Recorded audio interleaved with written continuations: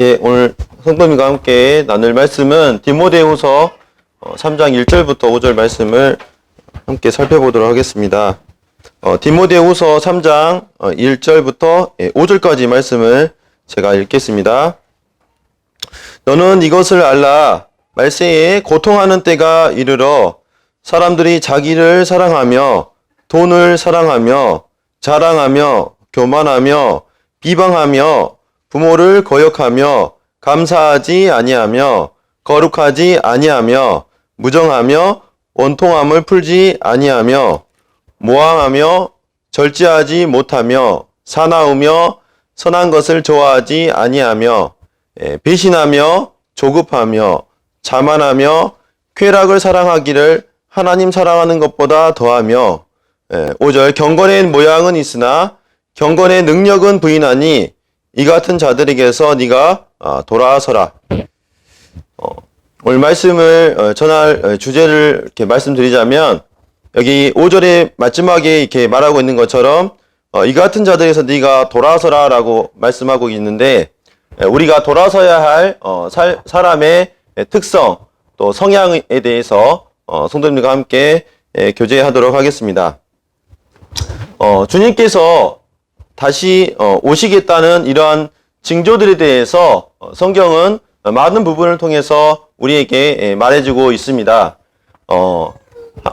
제3 건축 성전이 건축이 될 것이라는 이런 것들이 다 준비가 되었다는 이러한 말씀을 통해서 정말 주님께서 오셔서 이 천년왕국을 다스리는 이러한 시기가 또 되었다라는 이런 부분들 우리가 생각할 수 있고 또 주님이 오시기 가까워질수록 처처에 지진과 또 기근이 이렇게 많아질 거라는 주님의 이렇게 예언도 이렇게 말씀하고 있는데 뿐만 아니라 성경은 또한 사람들의 성향이 주님이 오시기에 가까워질수록 점점 더 어떠한 모습으로 변화될 것인지에 대해서 이렇게 말해주고 있다는 것입니다.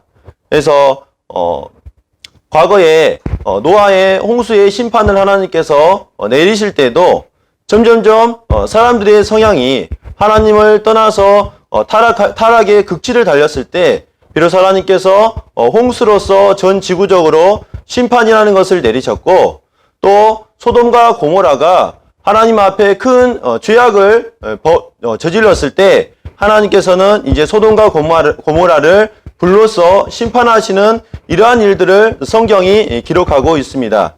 또한 그뿐만 아니라 이스라엘 백성들이 우상을 계속해서 숭배하고 도저히 더 이상 돌이킬 줄 모르는 이러한 상태에 이르게 됐을 때 하나님께서는 이제 그때 마지막으로 이제 그들을 포로로 이렇게 끌려가게 되는 이러한 심판을 하나님께서 행하시는 것을 볼 수가 있습니다.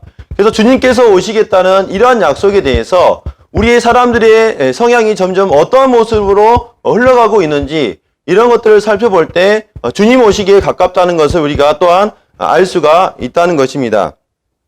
오늘 여기 말씀을 보시면 디모데 후서의 말씀은 디모데에게 사도 바울이 이제 마지막으로 죽기에 임박했을 때 이제 에베소의 장로의 일을 하고 있었던 디모데에게 서신을 보내는 이러한 내용이 바로 디모데 후서의 내용입니다.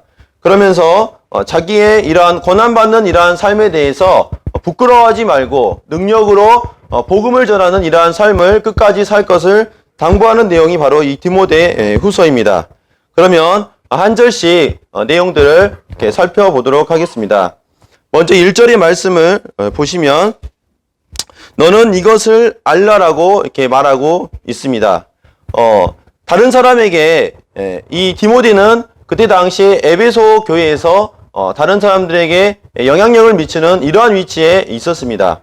그래서 이 다른 사람에게 영향력을 미치는 모든 사람이라면 바로 지금 이 말씀을 통해서 장차 어떠한 일들이 일어날 것에 대해서 알아야 한다는 것을 이렇게 말하고 있다는 것입니다.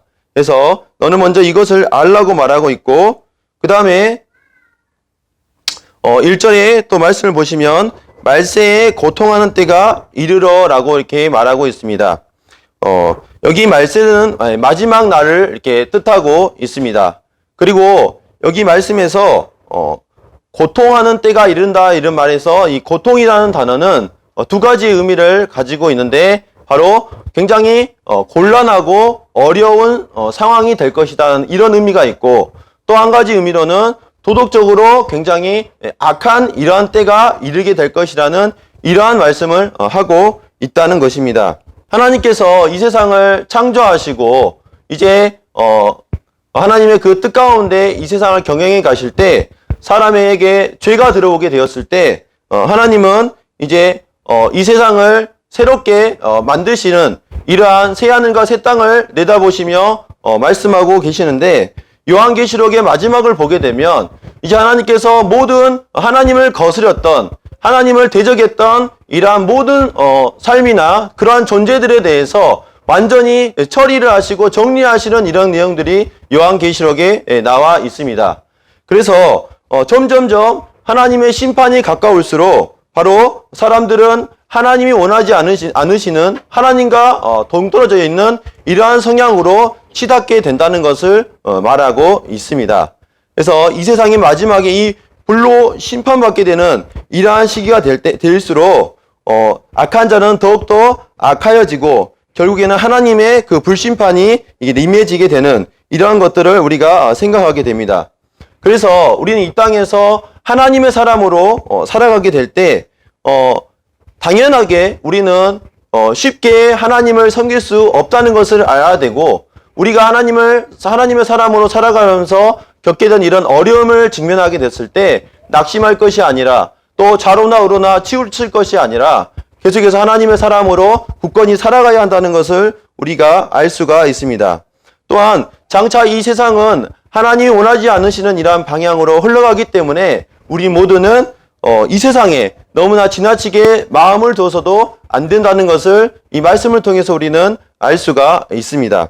그러면 이 사도 바울이 지금 너희는 이것을 알라라고 이렇게 말하고 있는데 그리고 이 고통하는 때가 이른다고 하는데 이 고통이 과연 어디서부터 오는 것인지에 대해서 다음 2절의 말씀에서 말해주고 있습니다. 2절에 보시면 제일 먼저 나오는 단어가 뭐냐면 사람들이라는 단어입니다. 사람들이. 바로 이 마지막 말세에 고통하는 때가 이르는 이유가 무엇이냐면 바로 이 사람들 때문에 그렇다는 것입니다. 점점 더 기술력이 좋아지고 정보력이 생기고 세상은 좋아질 거라고 말을 하고 있지만 점점 이 사람들이 이러한 모습으로 전락하기 때문에 이러한 모습으로 점점 흘러가기 때문에 우리는 고통을 갖게 된다는 것입니다. 그래서 지금 여기에 나와 있는 이 19가지의 특성들을 우리가 살펴보면서 첫 번째는 정말 이러한 모습들이 우리 삶 가운데 우리 주변에 많이 일어나게 되는 것을 보면서 정말 주님 오시기에 가깝다라는 것을 우리는 생각해야 할 것이고 또 한 가지는 우리의 모습 가운데 이것이 바로 다 하나님이 원하지 않으시는 방향의 삶이라는 것을 생각하면서 오늘 말씀의 주제처럼 우리가 돌아서야 하는 이러한 것이라는 것을 우리가 생각을 해보았으면 좋겠습니다. 그래서 먼저 본격적으로 이 19가지 특징들을 제가 간략하게 말씀을 드리도록 하겠습니다. 먼저 첫 번째는 자기를 사랑하며입니다. 오늘날의 사람들의 삶이 점점 자기 중심적인 삶을 살게 됩니다. 성도님들 혼밥 아십니까? 혼밥? 혼자서 먹는 밥. 혼술 아십니까? 혼자서 먹는 술. 우리 성도님들은 안 드시겠지만 그 다음에 혼행이 뭔지 아십니까? 잘 모르시죠? 혼자서 하는 여행을 혼행이라고 한답니다. 그래서 점점 더 이러한 신조어가 생길 만큼 사람들이 혼자서 자기 중심적인 이런 삶으로 계속해서 반복되고 있다는 것입니다. 그렇지만 하나님께서 우리 사람을 향해서 진정으로 행복한 길이 무엇이냐? 그것은 바로 하나님을 사랑하고 내 이웃을 내 몸과 같이 사랑하게 될 때 하나님은 진정으로 행복한 길이 펼쳐진다고 말씀하고 있다는 것입니다.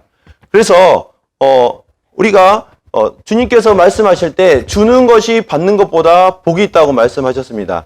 주는 것. 하나님을 향해서 내가 무언가를 드릴 수 있고 하나님을 위해서 뭔가를 내가 할 수 있다는 것. 그게 바로 진정한 우리의 행복이라는 것이고 내가 다른 사람을 위해서 무언가를 베풀 수 있고 선을 베풀 만한 힘이 있거든. 마땅히 줄 자에게 주라고 말씀하신 것처럼 그것을 내가 손을 펴서 도와줄 수 있다면 그것이야말로 정말 사람에게 행복을 가져다주는 이러한 길이라고 주님께서 말씀하셨던 것입니다. 그런데 오늘날 세상에서 뿐만 아니라 또한 하나님을 믿는다고 하는 이런 사람들 성향 가운데 하나님을 향하여서 혼신, 혼자만의 신앙, 혼자만의 하나님과의 잘 섬길 수 있다는 이러한 흐름들이 많아지고 있다는 것입니다.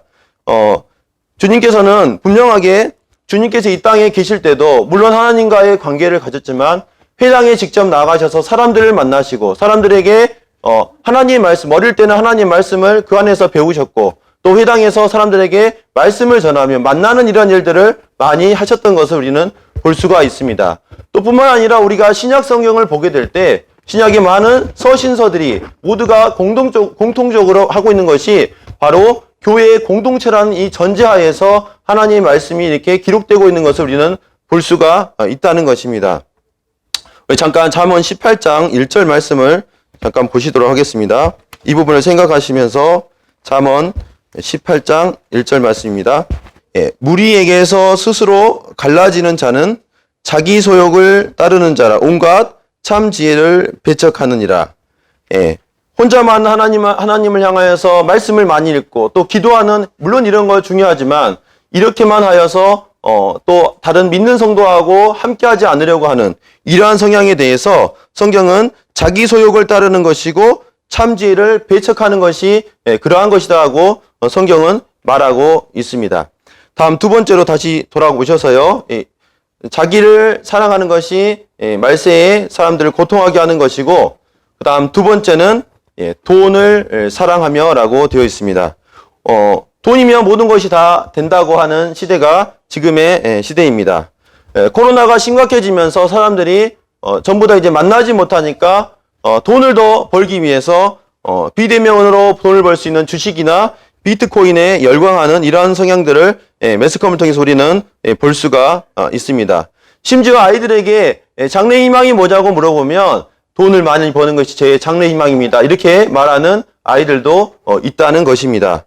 그래서 사람들이 점점 이 돈으로 모든 것을 할 수 있다고 생각하게 되는데 돈으로 할 수 없는 것들이 뭐가 있냐면 부모와 자녀 간에 따뜻한 대화의 시간을 갖는 것. 이건 절대 돈이 아무리 많다고 해서 할 수 없다는 것입니다.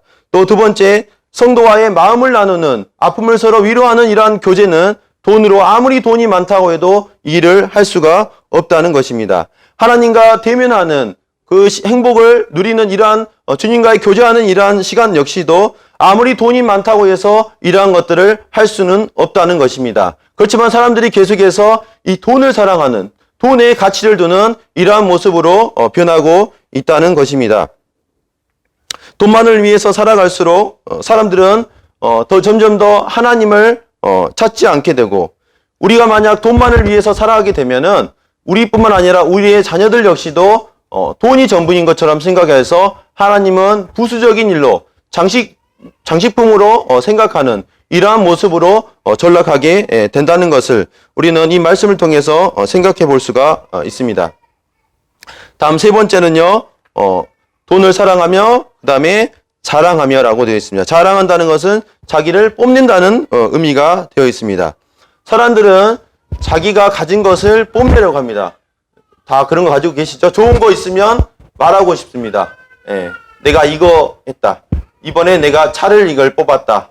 내가 이번에 좋은 집으로 이사했다. 내가 이번에 좋은 직장에 들어가게 됐다. 내가 가진 재산이 얼마만큼이다. 이런 것들을 계속해서 이렇게 자랑하고 싶어하는 이런 성향이 사람들의 마음에 있습니다. 그런데 이렇게 자랑하게 될 때 어떤 결과를 갖게 되냐면 다른 사람이 자랑하면 행복합니까? 마음 가운데 질투심이 나고 시기하는 이런 마음들이 생기게 된다는 것을 우리는 경험을 통해서 알 수가 있습니다. 얼마 전 정치인이 굉장히 비싼 물건을 내가 가지고 있다고 하면서 페이스북에 올려서 사람들에게 원성을 듣는 이러한 것들을 볼 수가 있습니다. 이 자랑하는 성향은 바로 어린아이들에게 많이 나타납니다. 우리 엄마가 이거 사줬다 이렇게 말하는 거 어른들 잘 안 하죠. 아이일수록 자기를 뽐내고 자기가 가지고 있는 것에 대해서 자랑하는 이러한 모습을 갖고 있습니다. 사도 바울은 고린도후서 1장 31절에서 자랑하는 자는 주 안에서 자랑하라고 이렇게 말하고 있는 것을 볼 수가 있습니다. 이 말씀은 사도 바울이 고린도 교회의 분열에 대해서 다룰 때 하는 이 말씀인데, 사도 바울이 자랑하라고 하는 것은 무엇이냐면 하나님께서 자기를 이 비천한 가운데서 불러주신 것, 하나님께서 자기와 같은 약한 자들을 택해 주신 것에 대해서 자랑하라고 말하고 있는 것입니다. 세속적인 이러한 것들을 자랑하고 그것을 포장하려고 하지 말라는 것을 말씀하고 있는 것을 우리는 볼 수가 있습니다. 그 다음에 네 번째로는 교만하며라고 되어 있습니다. 교만하며. 오늘날은 사람들이 점점 마음이 기본적으로 높아져 있는 시대에 우리는 살고 있습니다. 학교 현장에 가면 교장 선생님이 되잖아요. 교장 선생님이 되면 꼭 받아야 되는 연수가 한 가지 있습니다. 요즘에 생겨난 연수인데 그게 바로 무슨 연수냐면 갑질 예방 연수입니다. 갑질 예방 연수. 교장 선생님은 무조건 이 연수를 의무적으로 받아야 됩니다. 왜냐하면 이것을 선생님들이 만약에 어떠한 교장 선생님이 하는 행동에 대해서 그것은 갑질이야 라고 이렇게 이야기를 하게 되면 그 교장 선생님은 징계를 받게 되어 있습니다. 그래서 이걸 예방하기 위해서 갑질 예방 교육을 받고 있는데, 바로 오늘날 사람들이 기본적으로 자신의 마음이 높아져 있기 때문에 비록 자기보다 상급자인 사람에게도 얼마든지 그것을 어필해서 자기의 그 입장을 이야기하는 것입니다. 잘 아는 말씀이지만 우리 잠언 16장 18절 말씀을 한번 보시겠습니다. 같이 한번 읽어보겠습니다. 잠언 16장 18절 시작. 교만은 패망의 선봉이요 거만한 마음은 넘어짐의 앞잡이니라. 여기 말씀을 보면은 교만하게 되는 것은 패망하는 길이고 거만한 마음은 넘어지는 길이라고 말하고 있습니다. 실제로 루시퍼가 망하게 된 이유가 무엇입니까? 바로 이 교만 때문에 망하게 되었습니다.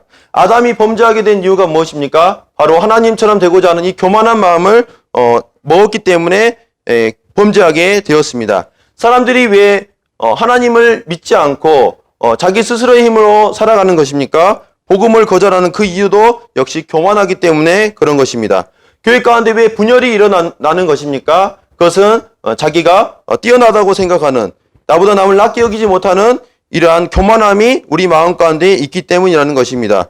그래서 망하고, 여기 말씀한 것처럼 망하고 넘어지는 모든 일의 뒤에는 무엇이 있냐면 바로 이 교만함이 있다는 것입니다. 이 교만하지 않을 수 있는 이 방법은 바로 내가 얼마든지 조금이라도 상황이 되고 환경이 되면 나는 교만할 수밖에 없는 사람이라는 것을 인정할 때 나는 교만하지 않을 수가 있습니다. 그래서 그냥 이렇게 편하게 항상 이렇게 수시로 하나님 저는 교만한 사람입니다. 저는 교만한 사람입니다. 이렇게 저는 웃는 이런 시간들을 갖게 되는데, 우리 스스로가 나는 얼마든지 교만할 수 있다고 인정할 때 이 교만을 벗어날 수 있다고 하는 것입니다. 다음 다섯 번째는 비방하며라는 것입니다. 비방한다는 것은 권위, 하나님께 세우신 어떤 권위에 대해서 무시하고 회방한다는 뜻을 갖습니다. 요즘 사람들 보면 직장의 상사나 또 이웃의 흠이 조금이라도 있으면 그것을 주제로 삼아서 많은 험담을 이렇게 하는 것을 보게 됩니다. 자꾸 누군가의 험담을 하는 이러한 모습은 사실 사랑이 식어진, 사랑이 사라진 이 증거라는 것을 말하고 있는데, 베드로전서 4장 8절의 말씀을 보면은 사랑은 허다한 죄를 덮는다고 이렇게 말하고 있습니다. 그래서 우리가 정말 사랑이 없게 될 때 험담하게 되고 그 사람을 함부로 말하게 되고 그 사람을 무시하는 이러한 경향이 된다는 것입니다. 험담 또 비방에 대해서 우리는 얼마나 그것을 큰 죄로 생각합니까? 잠깐 이 부분을 한번 살펴보기를 원합니다. 마가복음 7장 말씀을 잠깐 보겠습니다. 마가복음 7장의 말씀은 제자들이 이제 사람들이 손에 묻은 이 손을 씻지 않고 떡을 먹는 것을 보고 이 바리새인들이 너희들 어떻게 그 더러운 것을 이렇게 먹을 수가 있느냐 이렇게 말을 했을 때 여기에 주님께서 여러 말씀을 하시고 이제 사람을 정말 더럽게 하는 것이 무엇인지에 대해서 이야기를 합니다. 그것을 7장 20절에 보면은 또 이르시되 사람에게서 나오는 그것이 사람을 더럽게 하느니라. 21절 속에서 곧 사람의 마음에서 나오는 것은 정말 사람을 더럽게 하는 그것은 뭐냐? 악한 생각, 곧 음란과 도둑질과 살인과 간음과 탐욕과 악독과 속임과 음탕과 질투와 비방과 교만과 우매함이니 이 모든 악한 것이 다 속에서 나와서 사람을 더럽게 하느니라. 사람을 정말 더럽게 하는 것 중에 여기 비방이 나와 있습니다. 선생님, 제가 한 가지 질문을 해보겠습니다. 만약에 성도님들이 회식 자리에 가셨습니다. 회식 자리에 가서 직장 상사가 또는 옆에 직장 동료가 맥주를 한 잔 따라가지고 제시를 합니다. 이거 한 잔 마시라고. 그럼 성도님들 어떻게 하시겠습니까? 이것이 마치 엄청난 일이 된 것처럼 또 이것을 사양하고 절대로 이 술을 마시지 않는 것이 아마 모든 성도님들의 마음일 것입니다. 그래서 지혜롭게 거절을 하시거나 거부를 하실 텐데, 근데 이 술을 한 잔 마시는 거하고 실제 성경에서 술을 한 잔 마시는 것과, 제가 술을 마시라는 것은 아닙니다. 술을 한 잔 마시는 것과 비방하는 이 말을 하는 것과 어떤 것이 정말 큰 죄입니까? 여기 성경에서 말하고 있는 이 말씀을 우리가 생각해 볼 때 정말 사람을 더럽게 하는 것은 바로 뭐냐면 이 비방하는 이것이 정말로 큰 죄라고 말하고 있습니다. 근데 우리는 은연중에 어떤 술을 먹거나 담배를 피우거나 이런 것들이 오히려 더 큰 죄라고 생각하는데, 사실 우리가 그렇게 끔찍하게 여기는 그 술을 먹지 않는 이것보다도 더 큰 죄악이 바로 성경은 비방하는 말, 다른 사람을 위해서 함부로 평가하고 말하는 거, 이게 바로 더 큰 죄라고 성경은 말하고 있다는 것입니다.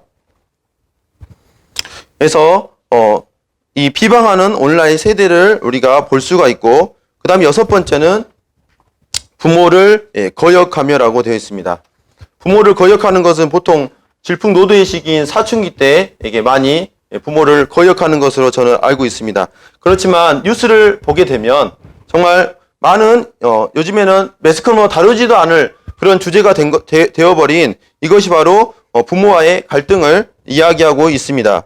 부모의 말이 먹히지 않는 시대, 그게 바로 오늘날 시대가 됩니다. 제가 이제 학교에서 어떤 아이가 있는데, 그 아이가 이제 차에다가 통합버스를 타고 내리는데 가방을 이제 이렇게 통합버스에 놓고 내린 겁니다.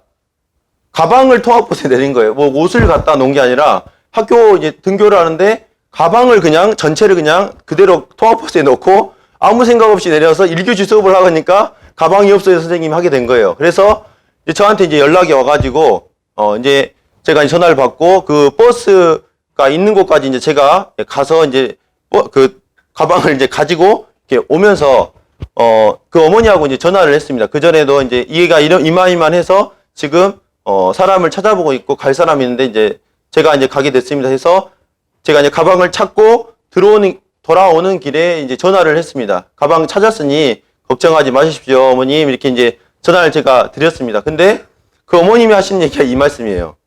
제 아들은요, 제 말을 안 들어요. 선생님이 따끔하게 얘기해 주십시오. 도저히 제 말을 안 들으니까요. 이게 이제 초등학교 1학년 아이의 모습입니다. 그래서 이게 지금 오늘날의 이러한 모습들이 이렇게 만연해 있다는 것을 우리는 알 수가 있습니다. 그렇지만 우리가 정말 생각해야 될 부분은 우리가 눈에 보이는 부모에게 순종하지 않는 사람은 하나님께도 순종하기 어렵습니다.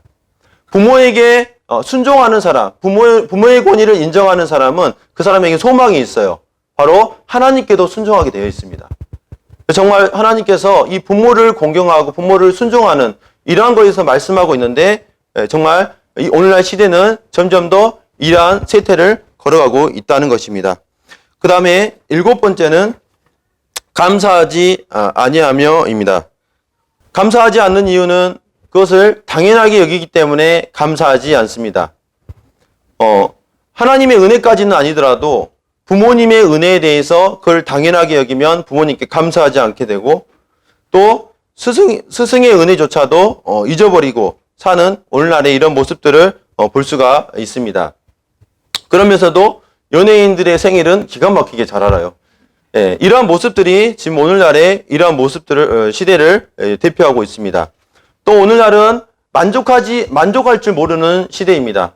조금의 것을 가지고 감사하고 그것에 대해서 충분하게 여기고 이게 안 되고 계속해서 더 많은 것들을 요구하고 이런 시대가 바로 이 감사하지 않는 이러한 시대의 모습을 보여주고 있습니다.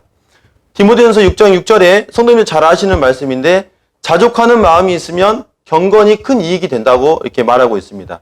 우리의 성도들 역시도 우리에게 주어진 것에 대해서 내가 가진 은사에 대해서 내가 가진 어떤 재물에 대해서 여러 가지 내가 가지고 있는 이런 것들에 대해서 자족하는 마음이 있을 때 경건이 큰 이익이 된다는 것입니다. 내게 있는 것을 자족하지 못하면 어떻게 다른 사람을 향해서 손을 내밀 수 있겠습니까?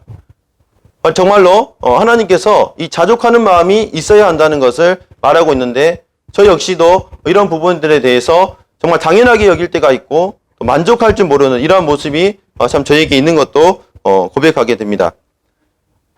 그 다음 8번째로는 거룩하지 아니하며입니다. 거룩하지 않다는 것은 점점 더 이 하나님이 원하시는 이 모습에서 이탈되어지는 이러한 모습을 이렇게 말하고 있다고 제가 짧게 말씀드리겠습니다. 다음으로 3절로 넘어가셔서요. 3절을 보시면 또 이제 9번째로 무정하며라고 되어 있습니다. 무정하며. 무정하다는 말은 without love라고 해서 사랑이 없는 이러한 사람의 모습이 된다는 것입니다.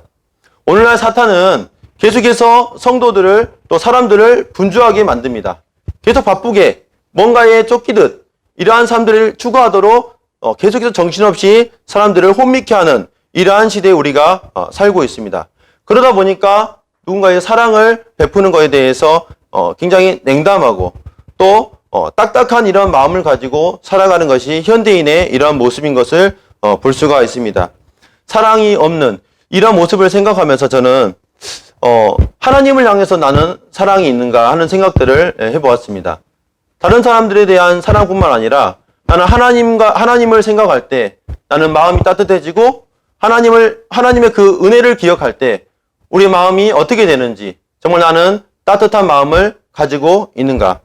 또 우리가 신앙생활을 함에 있어서도 이 하나님의 사랑에 감동되어서 하나님을 섬기고 교회 안에서 봉사를 하고 이러한 일들에 대해서 정말 이것이 즐겁고 즐기는 이러한 모습으로 우리는 살아가고 있는지. 근데 오늘날의 이러한 시대가 정말 점점 더 이 사랑이 없는 이러한 모습으로 살아가고 있다고 하는 것입니다. 다음으로 10번째는 원통함을 풀지 아니하며입니다. 마음에 맺힌 원한이 있으면 이거를 풀지 않는 이것을 말하고 있습니다. 요즘 초등학생들이 자주 하는 말이 뭔데, 죄송합니다. 제가 초등학교 교사라서 절교야 이런 말을 합니다. 친구들끼리 너 이제 절교야, 나랑 절교야 이렇게 얘기를 합니다. 제가 이제 최근에 학예회를 학교에서 했습니다. 학교에서 했는데 학예회를 이렇게 했는데 합창부에서 이제 어떤 한 학생이 도저히 연습도 잘 안 하고 출석률도 없고, 근데 합창이라는 것은 성도님도 아시다시피 이게 전체가 균형을 이루어야 되고 또 동작도 있고 하는데 연습을 해야 되고 하는데 이 학생이 굉장히 불성실하게 참여를 하는 것입니다. 그래서 이 아이를 향해서 여러 번 얘기했지만 듣지 않아서 결국에는 너는 이번 학예회 무대에 설 수가 없다라고 선생님이 이야기를 했습니다. 그러니까 이 학부모가 이제 저는 이제 그러면 일주일 동안 저는 학교 우리 자녀 보내지 않겠습니다. 이렇게 얘기를 하는 겁니다. 그래가지고 제가 이제 전화를 했습니다. 전화를 해서 마음이 어떻게 이제 안 좋으신 건지 또 이제 어떤 자초지청이 어떤 건지 한번 오셔서 이야기를 하면 좋겠습니다. 어머님 이렇게 이제 전화를 드렸습니다. 전화 드리니까 하신 얘기 이 말씀이에요. 이미 기분 나빴거든요. 이미 나 기분 나빴으니까 더 할 얘기도 없고 학교 안 간다는 겁니다. 안 보낸다는 거예요. 그래서 정말로 일주일 동안 학교를 안 보냈습니다. 그러면서 이제 저한테 얘기하는 게 전학 보낸다고. 이제 다른 학교로 전학을 보낸다고. 이게 오늘날의 사람들이 살아가는 이 방식이라는 것입니다. 자기에게 생기는 이 원통함에 대해서 이렇게 풀지 않는, 계속해서 이것을 고집하는 이러한 부분들로 이렇게 말씀하고 있습니다. 이 용서하지 못하고, 용납하지 못하고, 그것을 이해하지 못하는 이것이 바로 정말 오늘날의 시대의 모습이라는 것입니다. 원통함을 풀 수 있는 방법이 바로 무엇일까요? 그것은 용서하는 것입니다. 용서. 디도서 3장 3절부터 5절 말씀 잠깐 보겠습니다. 여기 말씀 보시면 자 3장 2절 3절 2절부터 제가 보도록 하겠습니다. 아무도 비방하지 말며 다투지 말며 간용하며 범사의 온유함을 모든 사람에게 나타낼 것을 기억하게 하라라고 이렇게 말하고 있습니다. 그러니까 사람들 향해서 이 원통함을 풀지 않고 있지 말고 온유함이나 또 관용하는 이런 마음을 가질 것을 말하면서 3절에 이런 말씀이 되어 있습니다. 우리도 전에는 뭐라고 합니까? 어리석은 자요. 우리도 하나님 앞에 사실 어리석은 자였다. 우리도 사실은 하나님 앞에 순종하지 아니한 자였다. 우리도 하나님 앞에서 속은 자였고 내가 갖는 이 정욕에 대해서 그대로 살아가는 여러 가지 정욕과 행락에 종로듯하며 악독과 투기를 일삼으며 가증스럽고 피차 미워한 자였다. 근데 이런 우리를 하나님이 어떻게 대우하셨냐?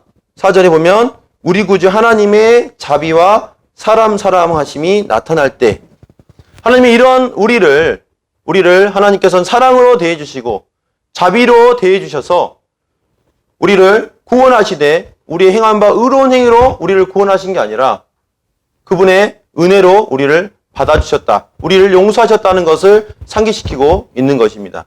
내가 누군가를 향해서 정말 용서하지 못하게 되는 이런 마음이 있을 때 우리는 기억해야 할 것이 있는데 바로 하나님께서 나의 이러한 완고함과 나의 이러한 죄악스러운 이런 모습에 대해서 하나님 어떻게 대우해 주셨는가. 여기서 우리는 기억해야 한다는 것을 말하고 있습니다. 다음으로 모함하며입니다. 사람을 험담하는 것인데 아까 비방하며라는 말씀을 이렇게 했었는데 성도님들 아시다시피 많은 연예인들이 이 악성 댓글 모함으로 인해서 자살하는 일들이 많습니다. 또 요즘에는 떼창이라고 해서 단톡방을 만들어서 욕을 하고 그래서 이 아이가 자살을 하는 이러한 일들이 학교 폭력으로 일어나고 있습니다. 이 모함하고 우리가 하는 이 모함하고 비방하는 것이 얼마나 무서운 일인가 생각하게 됩니다. 이 모함하게 될 때 정말 사단은 기뻐합니다. 왜냐하면 이 험담하고 모함을 할 때 교회는 무너지기 때문입니다. 성경 말씀에 보면은 두루다니며 한담하는 자는 남의 비밀을 누설하는 자니 입술을 벌린 자를 사귀지 말라고 했습니다. 그 사람과 사귀지 말라는 것입니다. 험담하는 이런 사람들에게. 그래서 우리 마음에 불편한 마음이 있더라도 그것을 이렇게 떠벌리지 말고 그것을 참아야 되는데 자꾸 사단은 우리를 충동질해서 험담으로 이어가게 한다는 것입니다. 다음 12번째는 절제하지 못하며입니다. 절제하지 못한다는 말은 조절이 안 되는 것입니다. 그래서 오늘날 사람들이 많은 것에 중독되어 살아갑니다. 핸드폰에 중독되고 게임에 중독되고 알코올에 중독되고 마약에 중독되고 이러한 조절이 안 되는 이러한 모습을 갖게 되는데 조절이 안 되는 이 이유가 뭐냐면 바로 기준이 없기 때문에 그런 것입니다. 삶의 옳고 그름에 대한 기준이 없기 때문에 또 삶의 우선순위가 없기 때문에 사람은 조절이 안 되는 성향으로 간다는 것입니다. 우리는 하나님의 말씀의 기준을 가지고 있습니다. 또 하나님의 영광이라는 이것의 우선순위를 두고 우리는 살아가고 있습니다. 만약 우리가 이런 기준을 내버리게 될 때 우리는 절제하지 못하는 사사시대에 왕이 없으므로 각기 자기의 소견대로 행했다는 이러한 모습으로 사사기의 마지막은 무엇입니까? 정말 영적으로, 사회적으로, 종교적으로 모두가 타락한 이러한 결과로 사사기는 마무리하고 있는 것을 볼 수가 있습니다. 우리가 이 절제하지 못하는 이것은 정말 하나님 말씀의 권위 앞에 또 하나님 영광이라는 우선순위 앞에 우리가 살아갈 때 이것을 극복할 수 있다는 것을 보게 됩니다. 다음으로 사나우며입니다. 묻지마 살해 사건이 이렇게 많아지고 있습니다. 그래서 초등학생들을 대하여 보면은 학생들이 불만을 말로 표현을 해야 되는데 불만이 생기면 먼저 뭐가 갑니까? 몸이 먼저 가는 것을 볼 수가 있습니다. 가정에서부터 이런 것들이 잘 배워지지 않아서 사회로 이것을 말하게 되고 또 사회에서 불특정 다수에게 이러한 불만을 표출하는 이러한 모습들이 있는 것을 볼 수가 있습니다. 데살로니가 후서 3장 5절 말씀을 보면 너희 마음을 인도하여 하나님의 사랑과 그리스도의 인내에 들어가게 하시기를 원하노라 라고 말하고 있습니다. 우리의 마음이 무엇으로 채워져야 하냐면 하나님의 사랑과 주님께서 그 인내하신 그 인내가 어떠한 것인지 우리가 마음 가운데 품어야 하는 것을 이렇게 말하고 있습니다. 다음으로 선한 것을 좋아하지 아니하며 이 14번째입니다. 선과 악에 대한 경계가 모호해진 시대가 지금 오늘날의 시대입니다. 바람을 피우는 것이 바로 능력 있는 것으로 포장되어 있는 이러한 드라마가 성행한 것을 우리가 볼 수가 있습니다. 불의가 선인 것처럼 포장되어 있는 사례가 얼마나 많이 있습니까? 또 남을 도와주는 것이 선인데 나의 성공을 위해서라면 그것을 짓밟으라고 가르치는 이러한 시대가 바로 오늘날 시대인 것입니다. 얼마 전에 제가 아이를 많이 낳는 것은 어떤 분이 이런 얘기를 하신 거예요. 아이를 많이 낳는 것은 사실은 부모의 욕심을 채우기 위해서 자녀를 희생하는 것이다 라고 얘기하시는 분 얘기를 들었습니다. 이해되세요? 부모가 자녀를 많이 낳는 것을 보시고 자녀를 많이 낳는 것은 부모의 욕심으로 자녀들을 이렇게 힘들게 하는 것이다 라고 이렇게 얘기를 하는 것입니다. 근데 성경에서는 어떻게 말합니까? 자녀를 생육하고 번성하라고 이렇게 말씀하고 있습니다.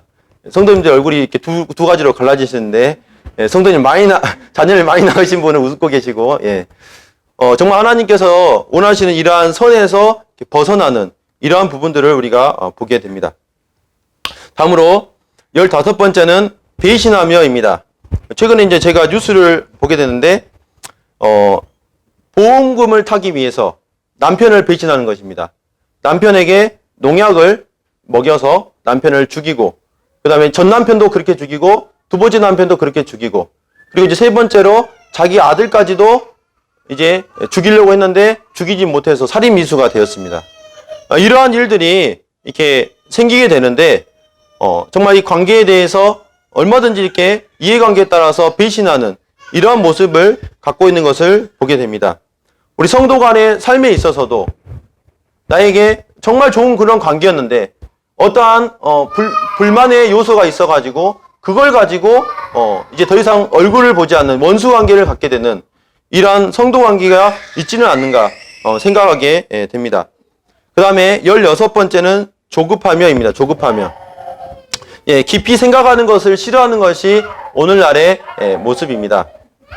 쫓기는 듯하게 살아가는 이러한 모습을 보게 되는데 주님께서 즉흥적으로 판단하는 것에서 꾸짖는 말씀이 누가복음에 기록되어 있는데 시간이 없으니까 무슨 내용이냐면 주님께서 사마리아 성으로 이렇게 가는 길이었습니다. 그 사마리아 성에 들리게 되는데 그 성의 사람들이 주님을 영접하지 않게 되는 이러한 일이 있었습니다. 그러니까 제자들이 나와서 저 마을이 감히 주님을 이렇게 영접하지도 않습니다. 하늘에 불을 내려가지고 저 마을을 아예 그냥 이렇게 정리해 버리십시오. 이렇게 제자들이 말하니까 주님이 뭐라고 하냐면 즉시로 꾸짖으셨다고 이렇게 말하고 있습니다. 즉흥적으로 판단하는 것에서 꾸짖고 있는데 지금 디모데후서를 지금 보시고 있으니까요. 디모데후서 4장 말씀을 보겠습니다. 4장 5절. 그러나 너는 이런 시대 가운데 지금 살고 있는데 시대가 올 것인데 그러나 너는 자 뭐라고 하고 있냐면 모든 일에 뭐 하라고 했습니까? 신중하며라 되어 있어. 신중하며. 성도의 삶에 있어서 중요한 덕목이 있는데 그것은 바로 신중하며입니다. 신중하며. 그 다음에 고난을 받으며 전도인의 일을 하며 내 직무를 다하라고 되어 있습니다. 여기만 기록되어 있는 게 아니라 자 뒤로 가셔서요. 디도서 2장 2절 보시겠습니다. 1절부터 보시면 오직 너는 바른 교훈에 합당한 것을 말하여 자 디도가 목회하는 그 성도들에게 이걸 가르쳐라는 것입니다. 첫 번째, 늙은 남자에게 뭐를 가르쳐야 되냐? 절제하며 경건하며 그 다음 뭡니까? 신중하며. 또 늙은 남자에게 이 신중하며를 말하고 있고 3절도 보시면요. 늙은 여자로는 이와 같이 행실이 거룩하며 모함하지 말며 많은 술에 종이 되지 아니하며 선한 것을 가르치는 자들이 되고 그들로 젊은 여자들을 교훈하되 그 남편과 자녀를 사랑하며 자 5절에 보시면 뭐가 있습니까? 신중하며 여자들에게도 똑같이 신중할 것을 말하고 있는 것을 볼 수 있고요. 6절 보겠습니다. 너는 이와 같이 젊은 남자들을 뭐하도록 권면하라고요? 신중하도록 권면하라고 말하고 있습니다. 오늘날 시대가 점점 조급하고 빨리빨리 이런 걸 해결하려고 하는데 주님께서는 신중하라고 말하고 있는 것을 볼 수가 있습니다. 예, 그 다음에 자만하며 있습니다. 자만하면은 자만심에 도취되어서 판단 능력을 상실하는 것을 말하고 있습니다. 그래서 이 사람은 남의 말을 듣지 않습니다. 자기가 생각한 것이 무조건 옳다고 생각하는 것입니다. 그래서 이 스스로 지혜 있다고 하지만 어리석게 되었다라는 이 표현이 바로 이 자만함을 뜻하는 단어인데, 심지어 요즘에는 하나님을 이렇게 인정하지 않으려고 어떤 예를 쓰냐면 문어 있잖아요.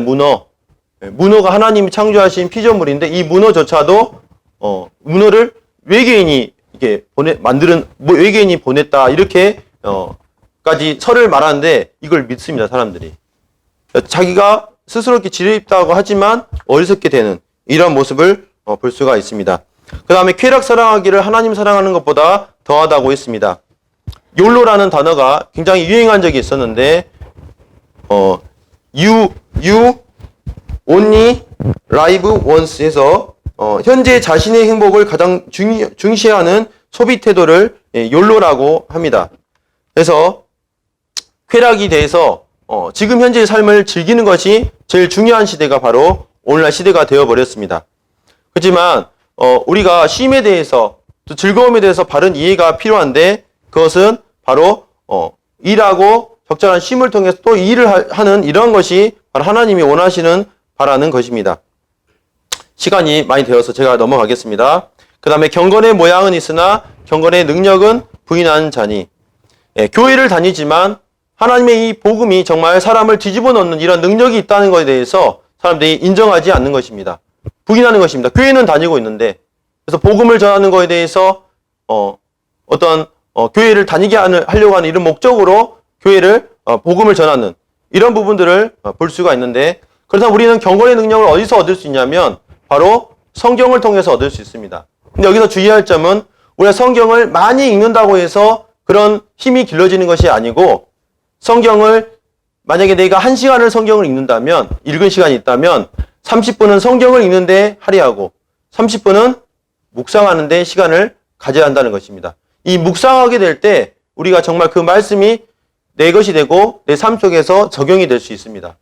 그래서 성경을 묵상할 때 우리가 이 경건의 능력을 갖게 된다는 것을 말씀드립니다. 마지막으로 5절 마지막에 이 같은 자들에게서 네가 어떻게 하라고? 돌아서라고 말하고 있습니다. 주님께서 이 세상이나 세상에 있는 것들을 사랑하지 말라. 누구든지 세상을 사랑하면 아버지 사랑이 그 속에 있지 아니하니 이 세상에 있는 모든 것은 육신의 정욕과 안목의 정욕과 이생의 자랑이니 다 아버지께로 쫓아온 것이 아니요. 이 세상도 그 정욕도 다 지나가되 오직 아버지의 뜻은 아버지 뜻을 행하는 자는 영원히 거하느니라 라고 말씀하고 있습니다. 그래서 이러한 시대의 조리에서 구별되어 살기를 원하시는 이런 말씀을 드리면서 말씀을 드리도록 하겠습니다.